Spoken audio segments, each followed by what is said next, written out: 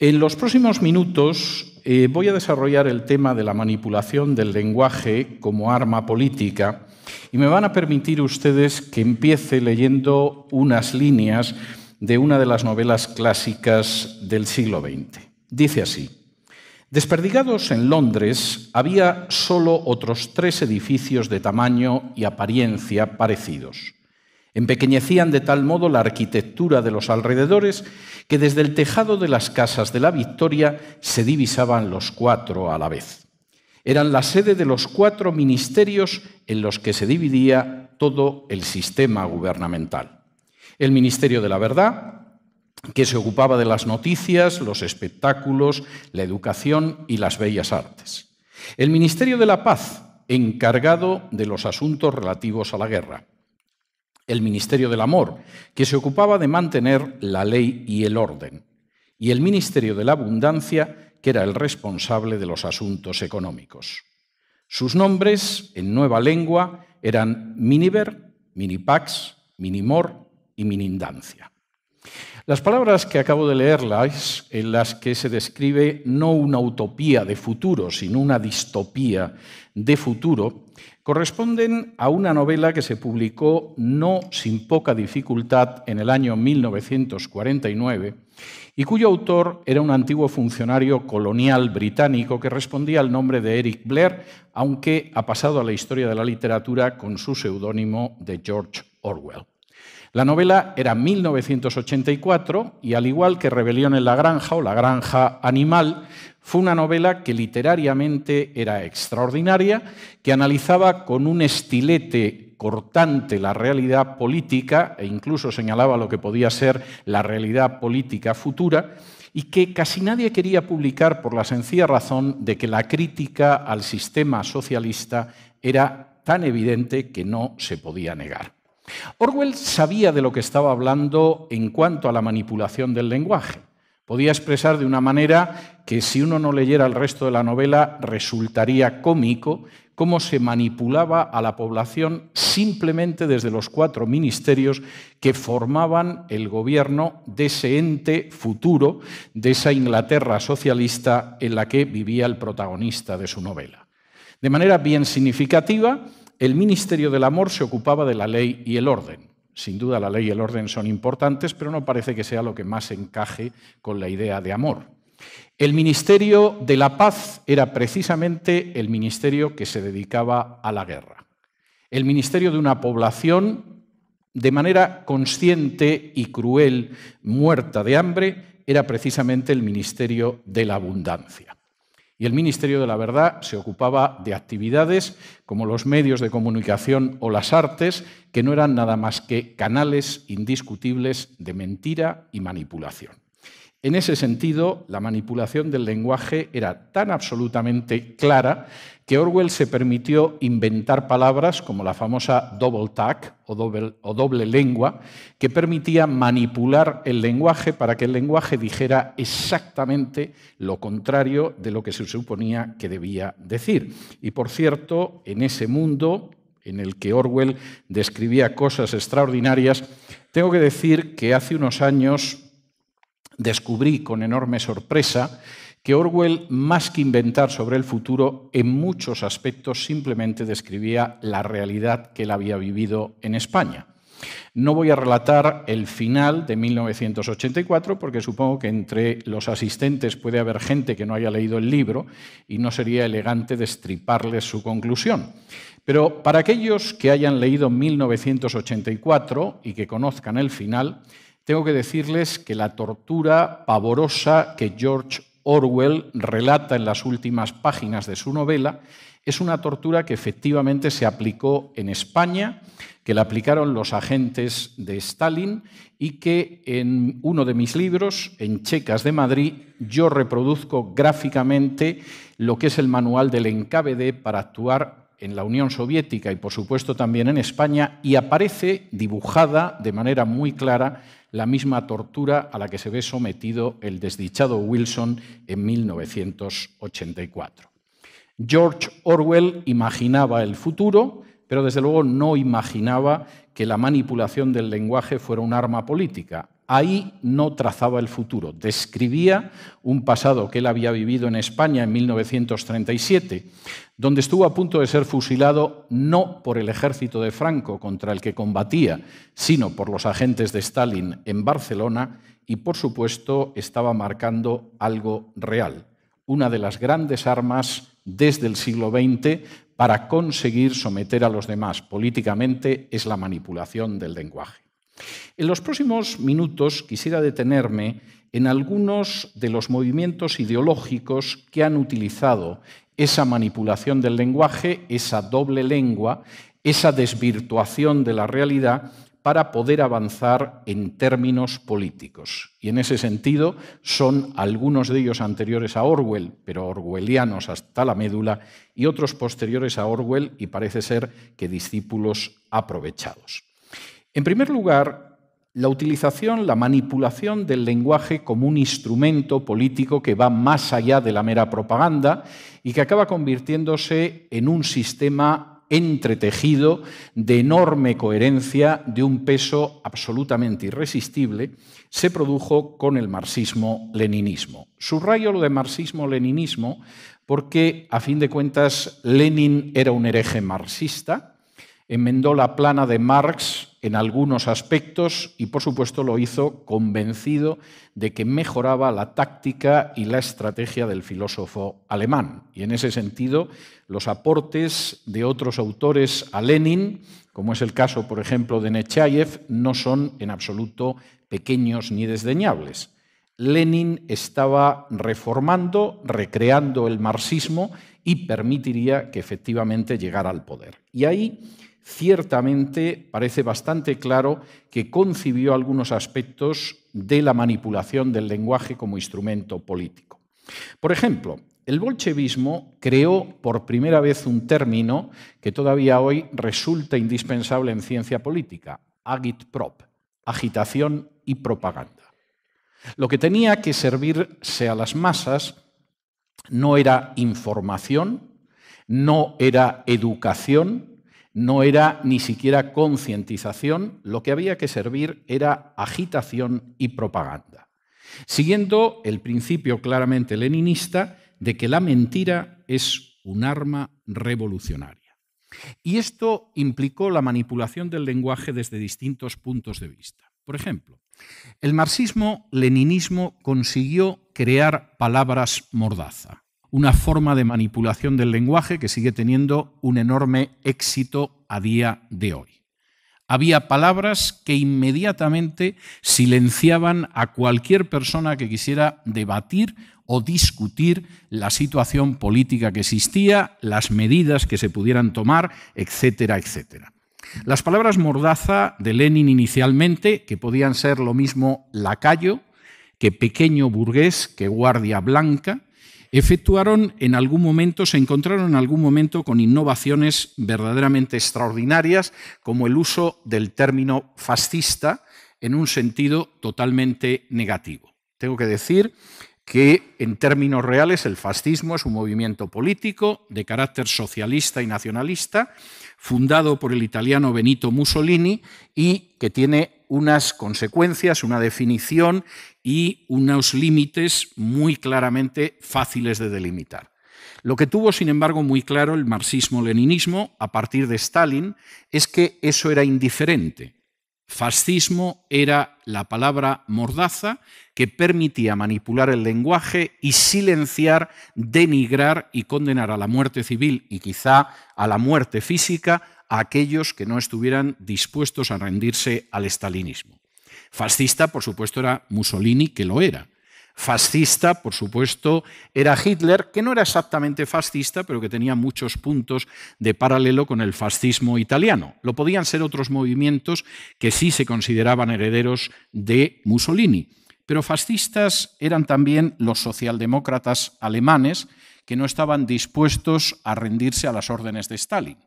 Y de manera claramente miope, pero innegablemente manipuladora, la llegada al poder en 1933 de Hitler vino facilitada por el hecho de que los socialdemócratas alemanes se convirtieron en socialfascistas por obra y gracia de los agentes de Stalin. Las palabras Mordaza, y vamos a ver alguna más en el futuro, funcionaron. Y funcionaron además de tal manera que hoy en día fascista es cualquiera que se oponga a supuestos, presupuestos o compuestos de la izquierda. Y en ese sentido fascista puede ser Margaret Thatcher, George Bush, Ronald Reagan o, en fin, si ustedes se ponen, hasta el Papa Juan Pablo II. En última instancia, cualquiera que no encaje en esa visión. Y sigue siendo una palabra que asusta mucho, por ejemplo, en mi país. Cualquier persona liberal o conservadora al que tachen de fascista, es posible que al menos por unos minutos consigan imponerle un silencio verdaderamente amargo y sepulcral. El marxismo-leninismo no solamente inventó esas palabras mordaza, no solamente constituyó la idea de agitación y propaganda, es decir, manipular el lenguaje para engañar, sino que además supo crear organizaciones de manipulación masiva. Por ejemplo, la creación de organizaciones pantalla. Esas organizaciones que en su momento siempre firmaban manifiestos de intelectuales y artistas en favor del gobierno de Stalin, supuestamente democrático y liberal, y crean que no exagero cuando utilizo los términos, estoy diciendo la definición que algunos de los que viajaban a la Unión Soviética daban después del gobierno de Stalin, organizaciones pantalla que decidían quién era intelectual y quién era simplemente reaccionario, organizaciones pantalla que decidían cuál era la ortodoxia artística, de manera que determinados autores estaban condenados, como podía suceder con escultores o pintores, y, por supuesto, organizaciones pantalla que siguen actuando a día de hoy.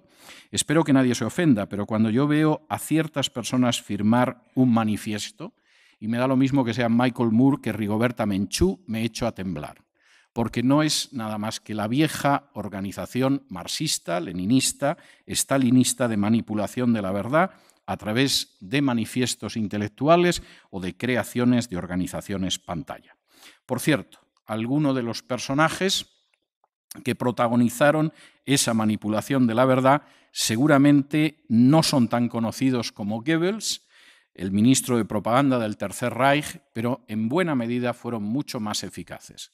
Casi todo el mundo conoce al doctor Joseph Goebbels, lo asocia con la manipulación y la propaganda sucia, y casi nadie conoce a Willy Münzberger. Bueno, Willy era también alemán, era comunista, trabajó para Lenin, trabajó para Stalin, y créanme ustedes que Goebbels a lo más que llegó fue alumno aventajado del buen Willy, al que, por cierto, casi nadie llegó a conocer y supo crear las categorías de la manipulación del lenguaje con fines políticos.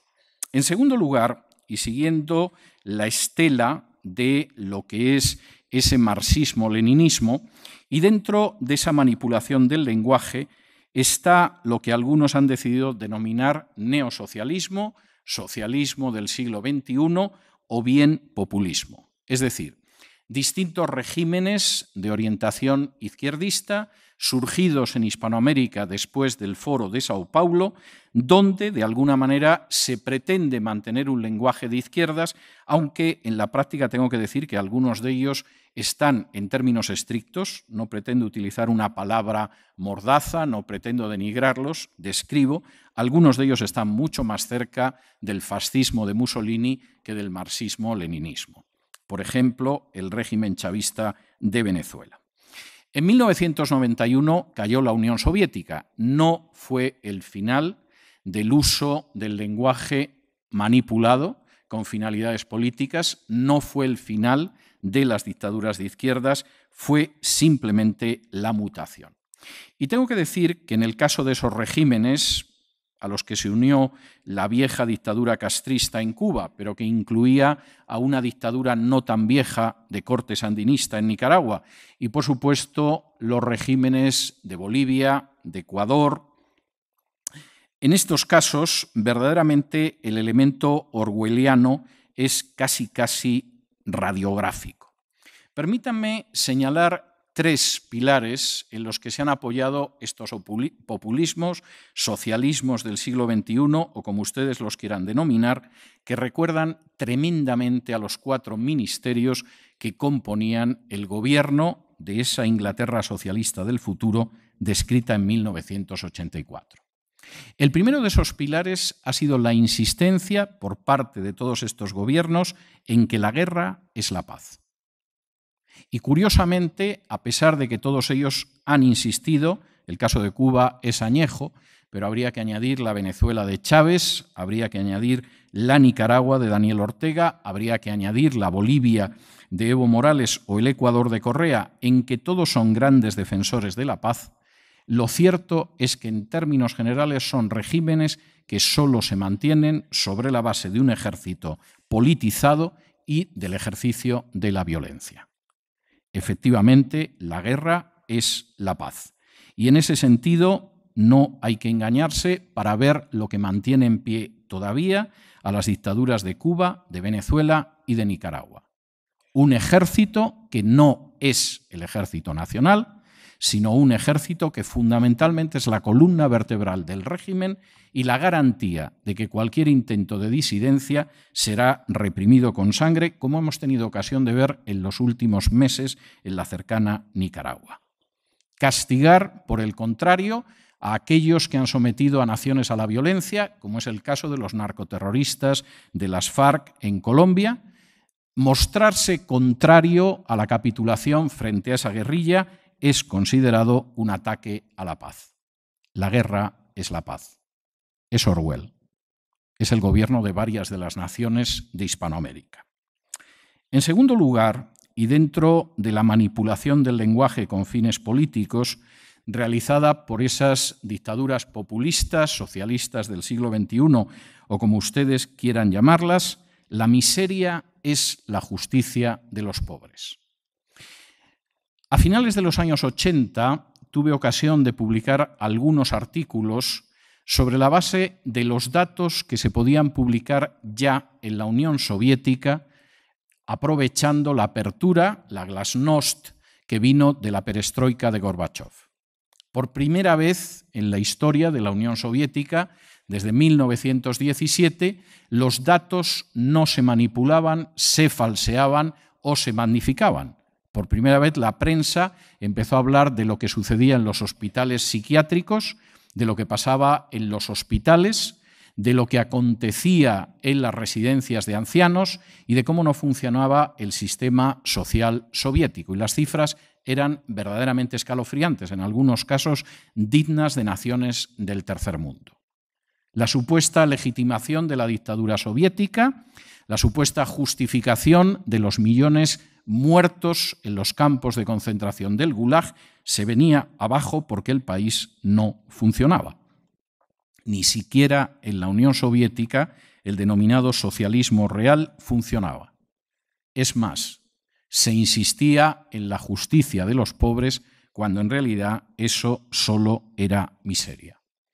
Y por supuesto, un caso mucho peor y que además ha pervivido a la caída del muro de Berlín es el de Cuba, y es algo que se sigue multiplicando en estos regímenes. En términos generales, lo que se presenta como la justicia de los pobres no es nada más que la miseria de las poblaciones que surge de estos mismos sistemas.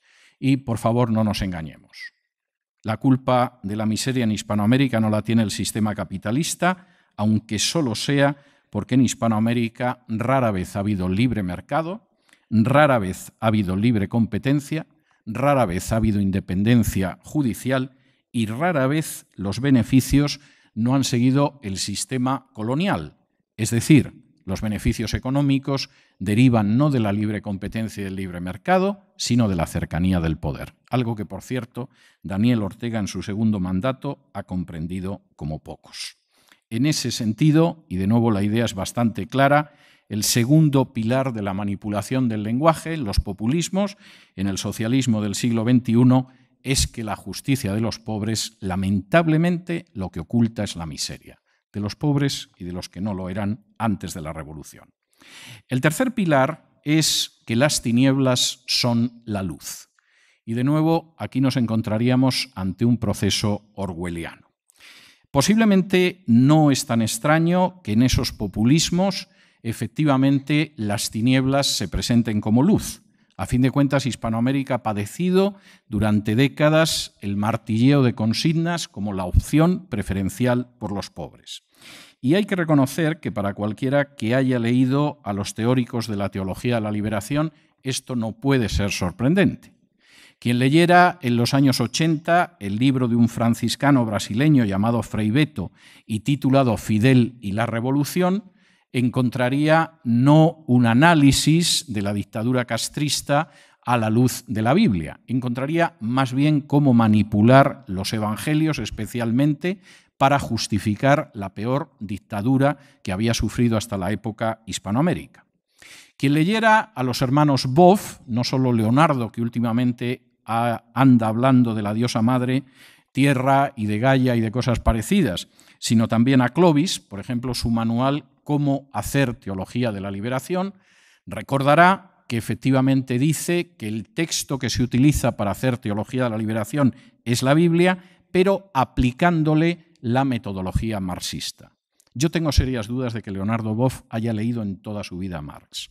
Les soy absolutamente sincero. Creo que su marxismo es una especie de marxismo-leninismo de tercera categoría, más cercano a lo que haya podido ir a los castristas cubanos o a los sandinistas nicaragüenses. Pero en cualquier caso, sus pretensiones eran que la teología se hacía sobre la base de la Biblia más los instrumentos de análisis del marxismo. Y posiblemente en ningún país ha funcionado más esa manifestación de las tinieblas como la luz que en Nicaragua, quizá porque Nicaragua durante más de 40 años ha sido el tubo de ensayo de la teología de la liberación. Hay cosas en Nicaragua que realmente exigirían el talento literario de Miguel Ángel Asturias o de Gabriel García Márquez como para poder creer que no son falsas, y la verdad es que son verdaderas. Que el personaje más importante de la clase política nicaragüense sea una mujer como Rosario Murillo, esposa de Daniel Ortega, que aparte de ferviente católica es bruja, entiendan esto no en un sentido peyorativo que no me permitiría nunca al hablar de una mujer, sino porque pertenece a la junta directiva de una organización internacional de brujas, lo que explica, por ejemplo, los brazaletes que suele llevar, que sea una persona que al mismo tiempo que se dedica a lanzar hechizos públicos o maleficios públicos sobre los enemigos de su marido, afirme que la Virgen ilumina a Daniel Ortega, que haya conseguido algo tan extraordinario como que el gran opositor de la dictadura sandinista en los 70, el cardenal Obando, acabara siendo un pilar de la dictadura sandinista, que haya logrado que efectivamente el lema que define a la dictadura sandinista sea «Viva Nicaragua cristiana y socialista», que nos diga que en realidad lo que vive Nicaragua es la revolución del amor y que se haya preocupado de que veamos al dictador Ortega yendo a misa todos los domingos. Si eso no es una presentación de las tinieblas como luz, sinceramente yo tengo serios problemas para saber qué ejemplo podría ser mejor. En ese sentido, los populismos, las dictaduras del siglo XXI, el socialismo del siglo XXI ha conseguido manipular el lenguaje de una manera que resulta absolutamente aterradora. La guerra es la paz, la miseria es la justicia, las tinieblas son la luz e incluso la luz espiritual. El tercer ejemplo de manipulación del lenguaje, en el que me voy a detener, pero tengo que reconocer que me voy a detener de manera breve, porque me temo a mí mismo, es el de la manipulación del lenguaje llevado a cabo por los nacionalismos. El general de Gaulle, nada sospechoso de odiar a su patria, más bien héroe nacional francés, decía que hay una diferencia esencial entre un nacionalista y un patriota. El patriota ama a su patria por encima de las demás. El nacionalista odia a todas las patrias que no son la suya. Creo que es una de las definiciones más exactas que diferencian a un patriota de un nacionalista. Y cuando uno recuerda que Jefferson dijo que el mejor patriota siempre era el disidente, realmente uno acota, a mi juicio de manera correcta, lo que esto significa. El nacionalismo, de manera general, ha articulado discursos de manipulación del lenguaje sobre dos ejes: el victimismo y la superioridad nacional supuesta. Y en ese sentido, el lenguaje nacionalista siempre hace referencia a agravios, a veces reales, la mayor parte de las veces exagerados e incluso supuestos, y, por supuesto, a la idea de la propia superioridad frente a aquellos que nos han agraviado. Hitler podía apelar al Tratado de Versalles para decir no solamente que eran agravios injustos, y parte de razón tenía, sino además señalar que eran más injustos por el hecho de que los alemanes eran muy superiores a sus enemigos franceses, no hablemos ya de los enemigos del este de Europa, y por lo tanto eso tenía que llevar a un revanchismo. Pero eso ha sucedido no solamente con grandes naciones históricamente como Alemania, sino con pequeñas naciones artificiales. Es un gran problema europeo en estos momentos. Tenemos una Croacia artificial que jamás existió, simplemente porque Alemania desde hace décadas decidió que una Yugoslavia descuartizada era interesante. Y por supuesto la Casa Blanca con Clinton e incluso la Santa Sede consideraron que efectivamente era una buena idea descuartizar Yugoslavia y separar a los croatas de los serbios. Tenemos una Ucrania como nación absolutamente artificial, contando una historia totalmente falsa sobre Rusia, que por cierto muchos compran y difunden, simplemente porque había que descuartizar a Rusia. Algunos se preguntan por qué Putin es tan popular. Permítanme hacer un pequeño paréntesis. Entre otras razones, porque Rusia perdió el 27% de su territorio después de la caída de la Unión Soviética. Pregúntense cómo se sentirían ustedes si Guatemala perdiera el 27% de su territorio en favor de alguna de las naciones limítrofes o se creara alguna nación independiente en Guatemala, por ejemplo, de indígenas, que a fin de cuentas no han terminado muchas veces de encajar en el conjunto nacional. Y no les quiero hablar del caso catalán o vasco porque puedo ponerme a llorar en estos momentos. En el caso de Cataluña, hace apenas unos días en España se celebraba un congreso de historia catalana pagado con el dinero de los contribuyentes, donde los asistentes han podido saber que el Quijote se escribió en catalán, porque Cervantes era catalán, que Leonardo da Vinci nació en Cataluña y pintó la Gioconda en Cataluña, que Erasmo de Róterdam en realidad nunca fue de Róterdam ni holandés, porque era catalán, y que incluso Santa Teresa de Jesús, nacida en Ávila y castellana hasta las trancas, también era catalana. Como ustedes comprenderán, a partir de aquí uno puede reivindicar lo que quiera, manipular el lenguaje y exigir cualquier cosa. Ese nacionalismo y esa manipulación del lenguaje con finalidades políticas es el responsable directo de 2 guerras mundiales. Algo que sería prudente recordar, aparte de otros males sin cuento.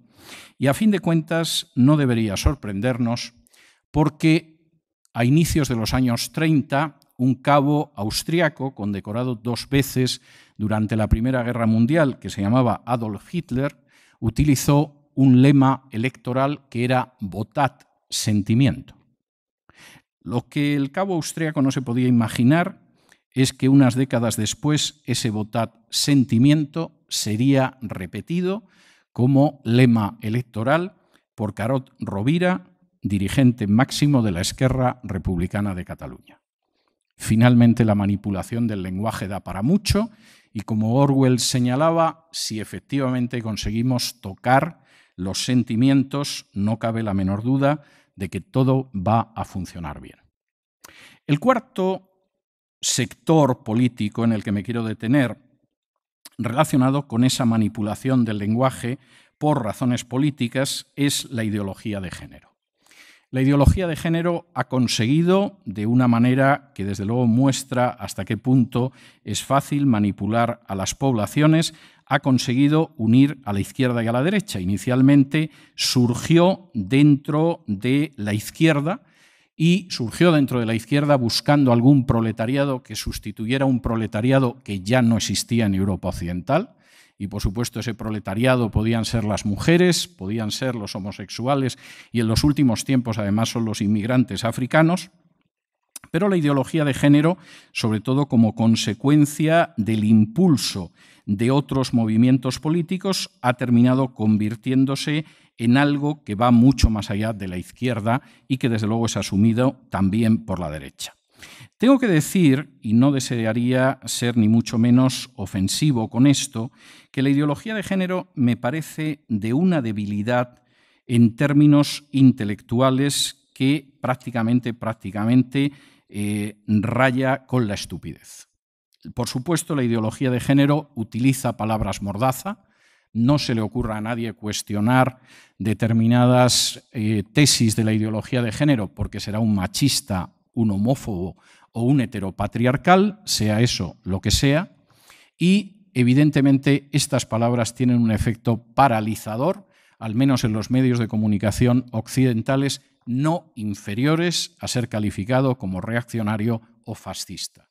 Es más, entre que te llamen fascista o que te llamen machista, entre que te llamen reaccionario o te llamen homófobo, uno casi suplica que le llamen reaccionario. Y eso es otra muestra de la manipulación del lenguaje. Esa manipulación del lenguaje, además, tiene una serie de aspectos que son curiosos. No solamente estamos hablando de esas palabras que de alguna manera sirven como mordaza, como han servido a lo largo de la historia, sino de razonamientos que desafían al sentido común y que muestran hasta qué punto es fácil manipular el lenguaje para llegar a objetivos políticos. Por ejemplo, permítanme ponerles algún ejemplo y crean que no estoy bromeando ni pretendo ser sarcástico. Si cualquiera de sus amistades, de sus parientes o de sus hijos les dijera que desea cortarse una mano o cortarse un pie, inmediatamente lo llevarían a un especialista porque es un síndrome, es un trastorno de carácter psicológico el querer mutilarse y, por supuesto, a esa persona se le pondría en tratamiento. Si por el contrario les comunica que lo que quiere es cortarse los testículos y el pene, posiblemente lo van a felicitar ustedes. Ha descubierto que en realidad en su cuerpo de hombre anida una mujer. Si en algún momento su hija llegara a casa y le dijera: papá, me miro en el espejo y me veo como un hipopótamo, y ustedes le dijeran: hija, apenas pesas 40 kilos, papá, no voy a comer más, me miro en el espejo y me veo como un hipopótamo, ustedes llevarían a su hija a un especialista porque la anorexia es una grave enfermedad. Pero es posible que si su hija llega y les dice: papá, ya no soy Carmela, soy Carmelo, la feliciten porque ha descubierto lo que hay en su ser, aunque obviamente su ADN sigue gritando a voces que por mucho que la mutilen y mucho que la hormonen, sigue teniendo el mismo sexo con el que nació. Y por supuesto, y esto es bastante claro, esto no lleva solamente a situaciones que a uno le dejan absolutamente pasmado, sino argumentos que confieso que a mí me producen un profundo estupor. Por ejemplo, si se quieren, ¿por qué no van a casarse? A algunas personas les parece que esto es un argumento válido. Parece ser que durante milenios el género humano en distintas culturas nunca lo pensó. Más bien pensó lo contrario. El simple hecho de casarse no es en absoluto un motivo para tolerar ciertas formas de matrimonio. No toleramos el matrimonio entre hermanos, aunque es posible que un hermano y una hermana se quieran tanto como para mantener relaciones sexuales y querer vivir juntos. Se dan muchos casos e incluso hay obras literarias meritorias desarrollando ese tema. Por supuesto, no consideramos que puedan casarse un padre y una hija o una madre y un hijo. Eso para las tragedias griegas está bien. Pero evidentemente consideramos que no es suficiente como para dinamitar la institución del matrimonio y, sin embargo, hemos aceptado que eso es lógico. Por supuesto, en el punto al que hemos llegado en Europa, y se lo puedo anunciar, ya en los últimos meses se nos está anunciando que no solamente el matrimonio entre dos personas del mismo sexo es deseable, en los países en los que se ha legalizado, sino que además el sexo con niños es totalmente tolerable, incluso deseable. Y el argumento es muy claro. ¿Quién va a adiestrar mejor sexualmente a un niño que un adulto? Y la pregunta es, ¿por qué tiene que adiestrar sexualmente a un niño ningún adulto? Aunque fuera la tesis que sostenía Michel de Foucault y que, por supuesto, además lo hacía sin ningún problema en programas de radio y televisión. Y las plataformas partidarias de las relaciones sexuales con niños, porque se supone que si un niño de 6 años puede decidir cambiar de sexo, ¿por qué no podría tener relaciones sexuales con un adulto?, forman parte de esa ideología de género. Ideología de género, por cierto, liberticida como todas las ideologías que en un momento determinado manipulan el lenguaje. Ninguna ideología que manipula el lenguaje sistemáticamente cree en sus posiciones y mucho menos en que van a ser aceptadas masiva y responsablemente por la sociedad, aunque tenga un aparato colosal de propaganda. Es verdad que mucha gente se dejó manipular en la Rusia soviética, pero hubo que mantener un gulag donde se explotaba como esclavos a millones de personas y donde se fusiló a millones de personas, porque si no, eso no se podía mantener. Es verdad que mucha gente fue entusiasta del nacionalismo de Hitler, pero lo primero que hicieron fue crear una red de campos de concentración como la red de campos de concentración soviética, porque es que hay gente que sigue teniendo la pésima manía de pensar por su cuenta. Es cierto que el aparato de propaganda que puede haber en Nicaragua, en Cuba, en otras dictaduras populistas, es poderoso, procura expulsar cualquier voz disidente. Pero desde luego las cárceles castristas no se van a abrir por mucho que controlen la información. Saben que hay gente que seguirá pensando. Y en el caso de la ideología de género, después del avance de ciertas novedades legales sin paralelo en la historia de la humanidad, está, por supuesto, el castigo de los disidentes, las denominadas leyes antidiscriminación por razón de género.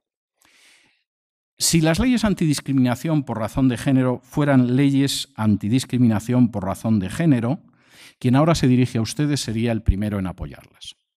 Si efectivamente esas leyes castigaran el hecho de que se pudiera discriminar a una persona por su sexo, por su inclinación sexual, por su vida privada, estaría totalmente a favor de esas leyes.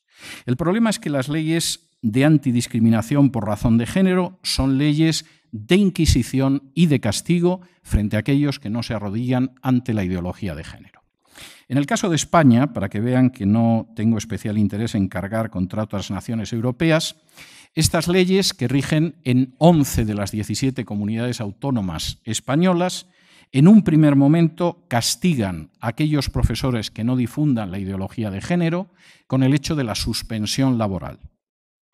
A continuación, los castigan con el hecho de expulsarlos de su puesto de trabajo. Si siguen, por lo visto, en esta línea, por cierto, ya hay directores y profesores de colegios en España que han perdido su puesto porque decidieron que no tenían ninguna obligación moral de adoctrinar en la ideología de género a los alumnos. Si persisten en esto, pueden acabar hasta 2 años en prisión. La policía del pensamiento, de la que hablaba Orwell, desgraciadamente no es algo falso. Y la manipulación del lenguaje para acabar imponiendo ideologías liberticidas es una realidad. Y, por cierto, tengo que ir todavía más lejos. Ha llegado hasta tal punto que para un sector de la sociedad el hecho de suscribir o no la ideología de género es equivalente a respetar o no los derechos humanos. Y esto ha sido también captado por algunos de los populismos hispanoamericanos que en la reforma de la Constitución cubana, donde no se habla de suprimir la pena de muerte, ni de acabar con la censura de prensa, ni de permitir la libre expresión, ni de que haya elecciones libres, ni cosa parecida a ninguna libertad ni ningún derecho humano, una de las reformas va a ser que el matrimonio dejará de ser entre un hombre y una mujer para ser entre cualquiera 2 personas. Los castristas pueden ser criminales, pero nunca han sido estúpidos. Y saben que en esa triste Comisión de Derechos Humanos de Naciones Unidas ahora mismo es mucho más importante la adopción, por ejemplo, de niños por parejas homosexuales que el hecho de que los disidentes se sigan pudriendo de manera miserable y criminal en las mazmorras del régimen cubano. ¿Qué tenemos que hacer frente a esto? Y, por cierto, les adelanto que voy concluyendo. Pues, en primer lugar, ser conscientes del problema frente al que nos encontramos. Por cierto, problema, tengo que decirles, agudizado por el uso de las redes sociales. Yo soy un entusiasta de las redes sociales.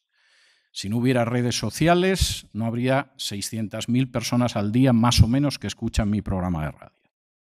Pero las redes sociales se han convertido también en campos de linchamiento de los disidentes. Cualquiera que en un momento determinado entra en Twitter, por ejemplo, ve cómo hay políticos a los que se lincha de la manera más miserable y periodistas a los que se lincha de la manera más miserable y escritores a los que se lincha de la manera más miserable. Y se hace manipulando el lenguaje con finalidades políticas.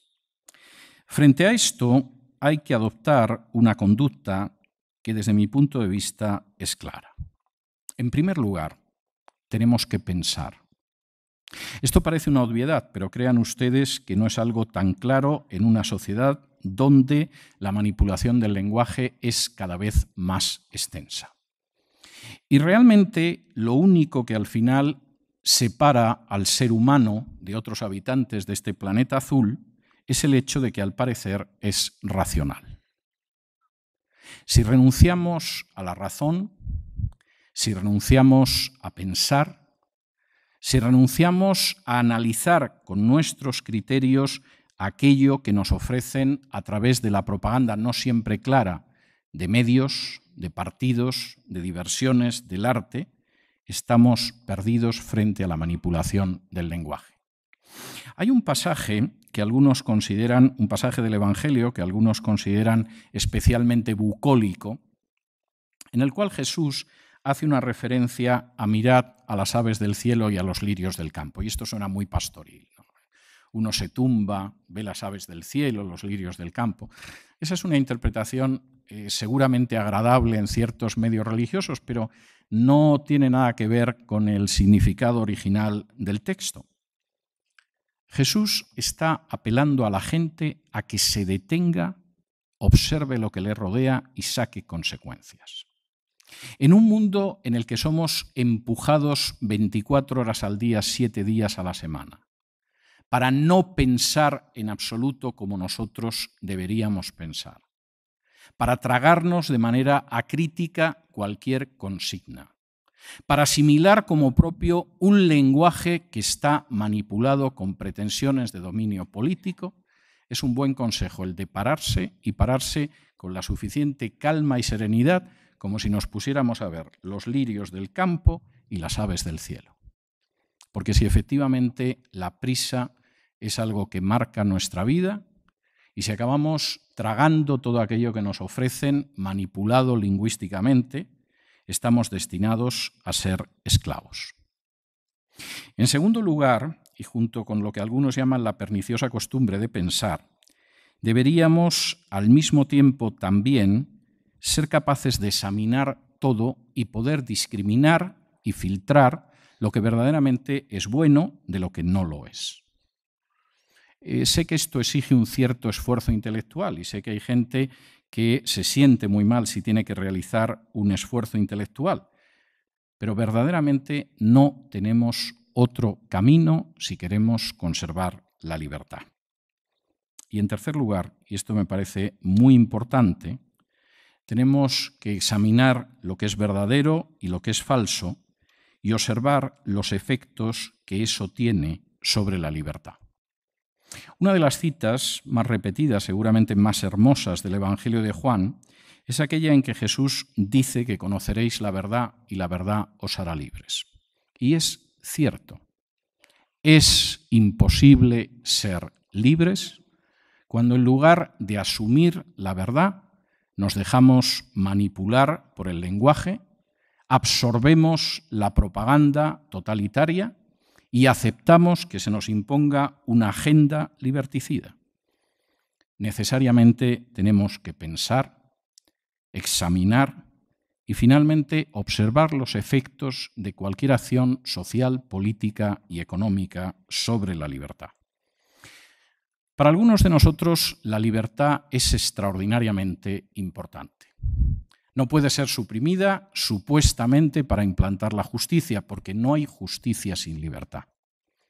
No puede ser suprimida para llevarnos al paraíso, porque solamente las hormigas se pueden sentir felices en un paraíso donde no hay libertad. No puede ser aniquilada para hacernos prósperos, porque ¿cómo se puede ser próspero cuando no tenemos algo tan preciado como la libertad? Por la libertad merece la pena luchar, combatir, incluso como en mi caso, exiliarse, porque efectivamente sin la libertad no nos diferenciamos del último de los insectos que puebla este planeta. Y eso significa que tenemos que asumir el compromiso de pensar, de buscar la verdad y de asumir esa verdad para ser libres, nosotros y nuestros hijos. Muchas gracias.